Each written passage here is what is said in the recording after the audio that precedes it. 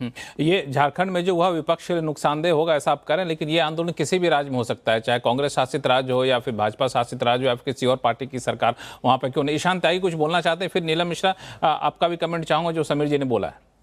ईशान पहले आप। समीर जी ने मेरे पिताजी को धन्यवाद याद किया, मैं उसके लिए उनका बहुत बहुत आभारी हूँ, बहुत बहुत धन्यवाद करता हूँ। और अभी तो बहुत लंबा रास्ता तय करना मेरे लिए बाकी, आपने मेरी भी प्रशंसा करी, लेकिन समीर जी की बातों में छोटा सा विरोधाभास है। उन्होंने कहा कि इस पे राजनीति नहीं होनी चाहिए, मैं इस बात से तो अग्री करता हूँ कि इस पे राजनीति नहीं होनी चाहिए, लेकिन उन्होंने दूसरी जगह एक बात और बोली कि जो इसका जो पॉलिटिकल माइलेज है वो पहले तो कांग्रेस पार्टी ने लिया और वो पॉलिटिकल माइलेज नहीं है। नहीं, ऐसा नहीं है, हमने पॉलिटिकल माइलेज के लिए ये नहीं किया।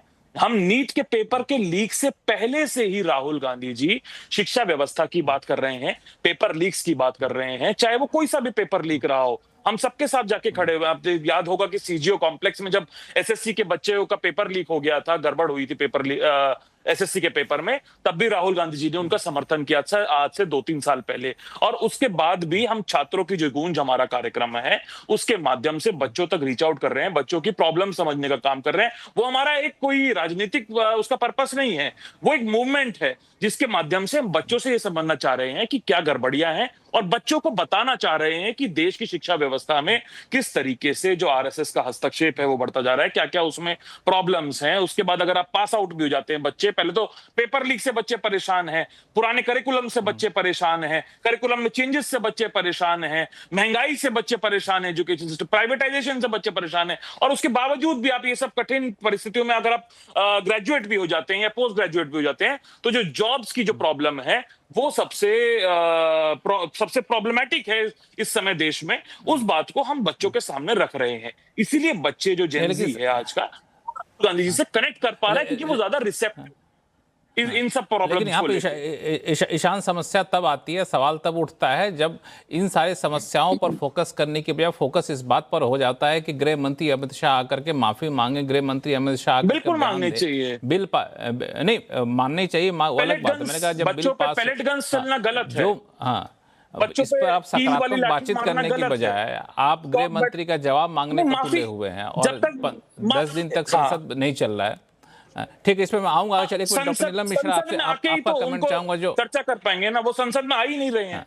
संसद में आएंगे तो जाके चर्चा होगी ना, संसद से भाग रहे हैं। नहीं, वो बयान देने को तैयार थे, बयान देने को तैयार हैं, लेकिन हंगामा जारी है। आज तो हमने देखा गृह मंत्री बयान और चर्चा में फर्क है। कहा बयान मन की बात की तरह है एक तरफा और चर्चा है दो तरफा, तो बयान और चर्चा में फर्क है। ईशान त्यागी जी, सदन चलेगा तभी तो चर्चा होगी, तभी तो बयान होगा। यहाँ तो सदन ही नहीं चल पा रहा, समस्या ये है। खैर डॉक्टर नीलम मिश्रा, अभी समीर जी कह रहे थे कि जो पूरा छात्र आंदोलन हुआ है वो दरअसल वहां पे सत्ता पक्ष के लिए एक अच्छी बात नहीं है।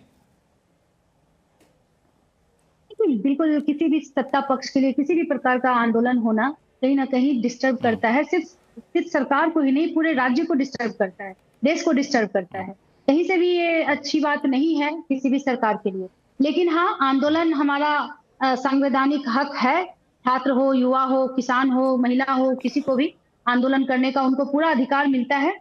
लेकिन कहने का मतलब यह है कि ये जो आंदोलन है ना, वो पूरा ऑर्गेनिक होना चाहिए था। और लेकिन इसको जिस प्रकार से छात्र आरंभ किए थे, तारीफ पे काबिल थी, लेकिन भाजपा अपना राजनीतिक लाभ लेने के लिए मतलब छात्रों के रूप में जिस प्रकार से गुंडागर्दी करना शुरू किया, आज उसी का नतीजा था। देखिए किस प्रकार से हमारे पुलिसों को, मतलब हमारे जवानों को भी पीटा गया। देख लीजिए, ठीक है, दिख रहा है आप लोग को, पता नहीं। नहीं, हम लोग देख रहे हैं। आप बोलिए, आपकी बातों पर हम लोग को भरोसा, तस्वीर दिखाने की जरूरत नहीं है। हम लोग आप जो कहेंगे उसको तो वही मैं बोल रही हूँ कि किस प्रकार। और लेकिन ये इतना भी मैं कह देती हूँ कि ये जो पुलिस को जो मारा है, ये हमारे छात्र झारखंड के हो ही नहीं सकते जो आंदोलन कर रहे थे। ये भारत के टट्टू, जिसको भी भाजपा वालों ने मतलब बंगाल बिहार से जो मंगाया था, वो लोग आकर के उपद्रव, मतलब इस आंदोलन को एक नया रूप देने का जो प्रयास किया, जिसके कारण ये पुलिस को बल प्रयोग करना पड़ा। लेकिन मैं आपको एक बात बताती हूँ, अभी जहां तक हमारी सरकार छात्रों की मांगों को लेकर के बिल्कुल सकारात्मक रूप से आगे बढ़ी है। बच्चों को स्वीकार करना चाहिए सीबीआई ये बीजेपी का एजेंडा है, इसमें उन लोगों को नहीं फंसना चाहिए, क्योंकि मेरे पास बिल्कुल। हम लोगों के अभी पास कुछ देर पहले सीबीआई का सज्जन कोई जी कह भी रहे थे, सज्जन जी ये कह रहे थे कि जब जंतर मंतर पे आंदोलन हो रहा था तो कहा गया कि नहीं ये तो कांग्रेस का एजेंडा है, आम आदमी पार्टी का एजेंडा है। जब रांची में आंदोलन हो रहा है तो कहा जा रहा है नहीं ये तो बीजेपी का एजेंडा है। ये कैसे चलेगा मामला सज्जन जी? फिर सतीश जी आपके पास आता हूं। लक्ष्मण जी प्लीज हमारी बातों को थोड़ा सा कंप्लीट होने दीजिएगा। मैं क्यों इस बात को जी। सीबीआई ही क्यों ये सवाल उठता है ना, उसकी क्या क्रेडिबिलिटी है? अभी तक सीबीआई का 198 मामला अभी तक पेंडिंग पड़ा हुआ है। मैं इस मांग का समर्थन करना नहीं करना, मैं इसलिए कहूँ सीबीआई ही क्यों, क्योंकि ये मामला झारखंड लोक सेवा आयोग का है, झारखंड स्टाफ सिलेक्शन कमीशन का है। और जब वहाँ की सरकारें खुद वहाँ की जांच एजेंसी जांच करेंगी तो जांच एजेंसी पर सवाल उठता है कि वो निष्पक्ष नहीं जांच करेगा, इसलिए सीबीआई की मांग करते हैं। और जब यहाँ पे अंदर केंद्र सरकार में होता है तो सीबीआई से ज्यादा कई बार सुप्रीम कोर्ट द्वारा नियुक्त जजों की मांग करते हैं ताकि निष्पक्ष जांच हो सके। देखिए लक्ष्मण जी देखिए, यहाँ पे हमारे सीबीआई जांच कर रही थी जब बाबूलाल मरांडी यहाँ पे प्रथम मुख्यमंत्री थे। उनके टाइम में जब जेपीएससी 1 जेपीएससी 2 हुआ उसमें घोटाला सामने आया, पूरा भ्रष्टाचार उभर कर सामने आया। उस वक्त भी सीबीआई जांच की और ऐसा जांच की, अभी तक जांच हो रहा है। 26 साल 20 साल होने को जा रहा है, अभी तक कोई रिजल्ट नहीं है। जो लोग नियुक्त हुए थे गलत तरीके से वो लोग कुछ रिटायर कर गए और कुछ रिटायर होंगे। तो ये है सीबीआई की क्रेडिबिलिटी। अब सीबीआई ही जांच कर रही थी ना नीट एग्जाम 2024 का, जब वहां पर संजीव मुखिया जो मुख्य आरोपी था 2024 नीट का। आज बताइए संजीव मुखिया को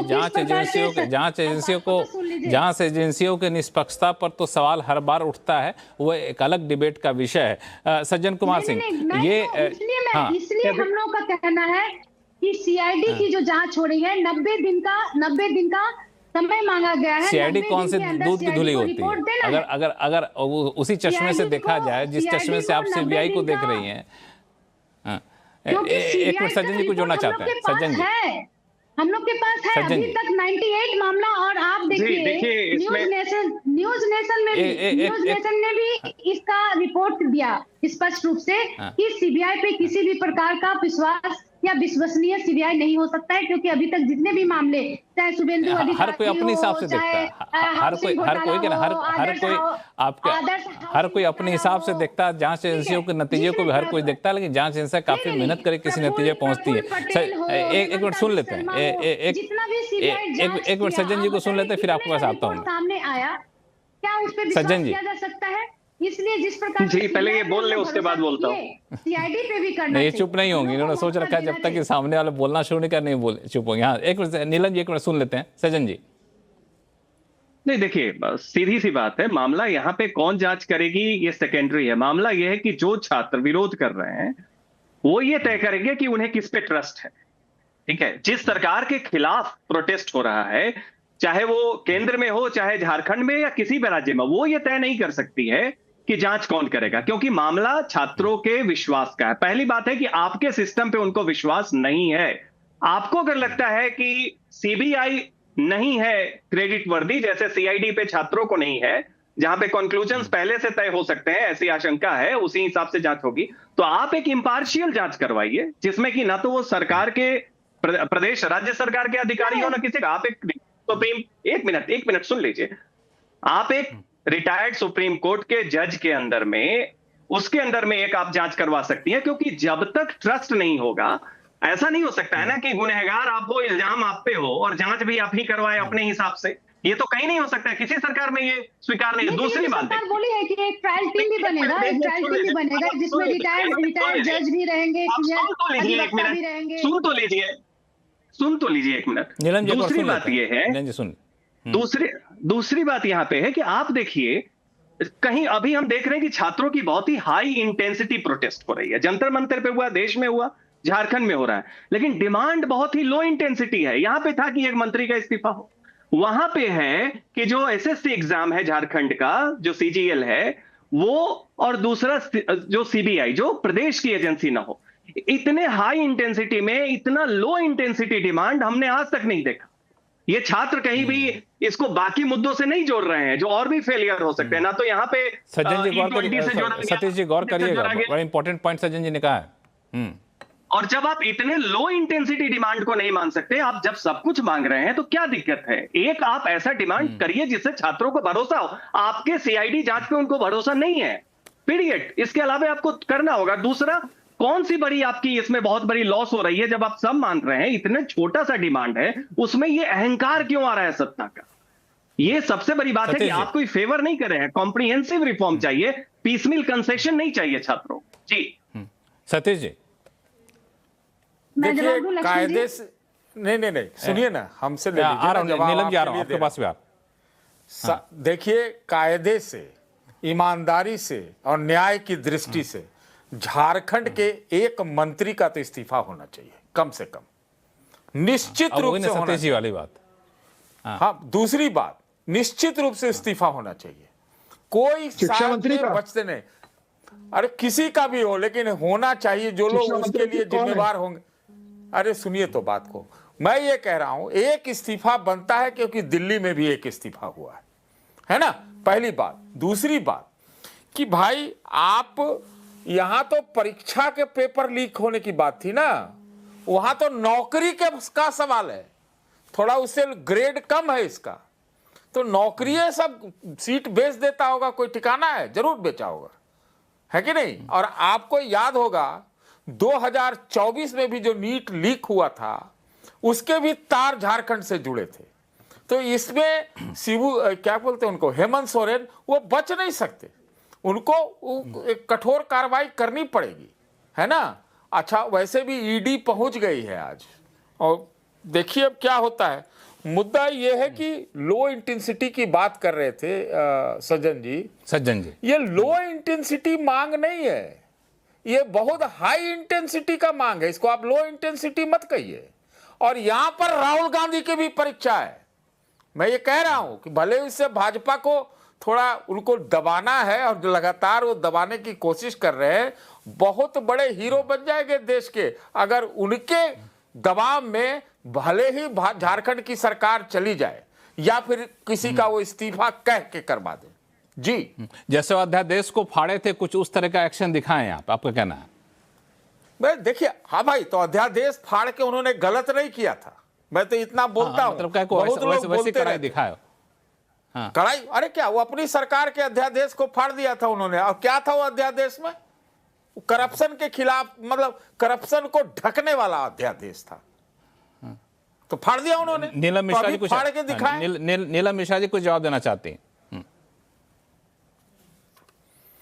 नहीं, अभी बता रहे थे कि जांच सीआईडी से ही क्यों। मेरा कहना है कि अगर सीबीआई की जांच नहीं, अब बात आगे बढ़ गई, अब बात आगे बढ़ गई। सतीश के सिंह साहब का कहना है कि एक इस्तीफा तो होना ही चाहिए।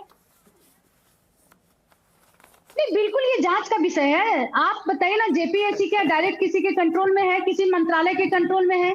जेपीएससी एक इंडिविजुअल बॉडी है जो डीओपीटी के अंतर्गत आता है, जो direct department of personal and training जो भारत सरकार के अधीन आता है। तो इसमें कहाँ से हमारे शिक्षा मंत्री जी आते हैं? ना ये प्रारंभिक शिक्षा से जुड़ा हुआ है, ना ये उच्च शिक्षा से। ये एक इंडिविजुअली जेपीएससी बॉडी है जो इस तरह का कॉम्पिटिटिव एग्जामिनेशन करवाते हैं। समीर जी कुछ बोल रहे हैं, इस्तीफा होना चाहिए। तो क्या धर्मेंद्र, सुनिए ना, आप गलत बोल रही हैं, क्या धर्मेंद्र प्रधान ने खुद ही चोरी कर दिया था क्या? खुद तो नहीं थे ना, चूंकि वो मुखिया थे, गए।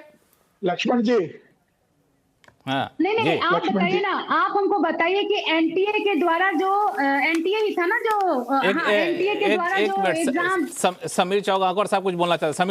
समीर जी देखिए लक्ष्मण जी, जो हेमंत सोरेन अभी अहंकार में है कि हम सीबीआई से जांच नहीं करवाएंगे, वही अहंकार मुझे लगता है उनकी प्रवक्ता अभी नीलम जी यहाँ बता रही है कि भाई कि क्यों मतलब इस्तीफा होगा, क्यों इस्तीफा होगा?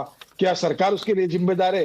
क्या हेमंत सोरेन सरकार ने उन लोगों को नियुक्त किया था? भाई सरकार तो राज्य सरकार की जिम्मेदारी होगी ना, नैतिक जिम्मेदारी उनको लेना पड़ेगी। शिक्षा मंत्री उनके मंत्रालय उनके पास है, गृह मंत्रालय उनके पास है, मुख्यमंत्री वो है। छात्रों से आप बात नहीं कर रहे हो, छात्रों से आप की मांग मानने को तैयार नहीं हो। सज्जन कुमार ने एकदम ठीक कहा, सज्जन कुमार ने एकदम ठीक कहा, सज्जन कुमार जी ने एकदम ठीक कहा कि भाई आपको सीबीआई को नहीं देना, रिटायर्ड जज को सुप्रीम कोर्ट का अपॉइंट कर दीजिए, कोई आयोग बना दीजिए, उससे जांच करवा दीजिए।